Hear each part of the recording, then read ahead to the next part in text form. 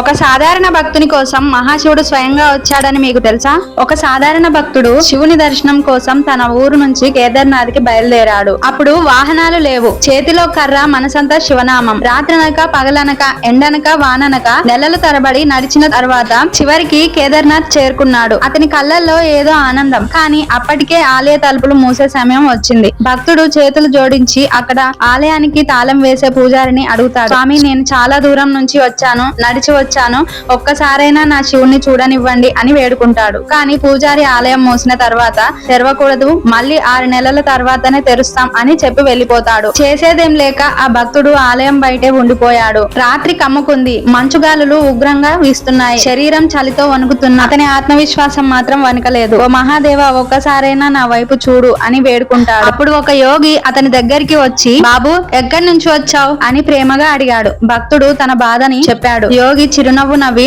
నీకు తప్పకుండా ఆ శివయ్య దర్శనం దొరుకుతుంది అని అక్కడి నుంచి నడుచుకుంటూ వెళ్లిపోతాడు. ఆ తర్వాత ఆ చలిగాలి అలసటతో భక్తుడిలోకి జారుకుంటాడు. మరుసటి రోజు ఉదయం చూస్తే పూజారులు ఆలయ తలుపులు తెరుస్తున్నారు. అది చూసి భక్తుడు ఆశ్చర్యపోయాడు. భక్తుడు షాక్ తో అడిగాడు, స్వామి, నిన్ననే కదా 6 నెలల తర్వాత గుడి తలుపులు తెరుస్తామని చెప్పారు, ఇప్పుడెందుకు వచ్చారు అని అడుగుతాడు. పూజారి ఆశ్చర్యంతో చెప్పాడు, నేను 6 నెలల క్రితమే ఆలయం మూసి వెళ్ళాను, ఇప్పుడే తిరిగి వచ్చాను అంటాడు. అది విని భక్తుడు వణికిపోయాడు.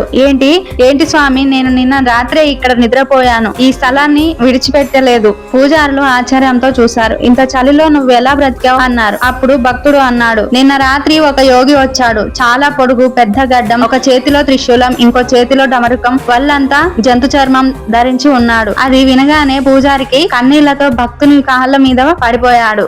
బాబు, నువ్వే నిజమైన భక్తుడు. బాబు, రాత్రి వచ్చిన యోగి నిజమైన శివుడు. నీ నిజమైన భక్తిని చూసి యోగమాయతో 6 నెలలను ఒక రాత్రిగా మార్చాడు. నీకు ఇప్పటికే నిజమైన శివ దర్శనం దొరికింది అంట. ఫ్రెండ్స్, వీడియో నచ్చితే లైక్ చేసి సబ్స్క్రైబ్ చేసుకోండి. ఓం నమః శివాయ అని కామెంట్ చేయండి.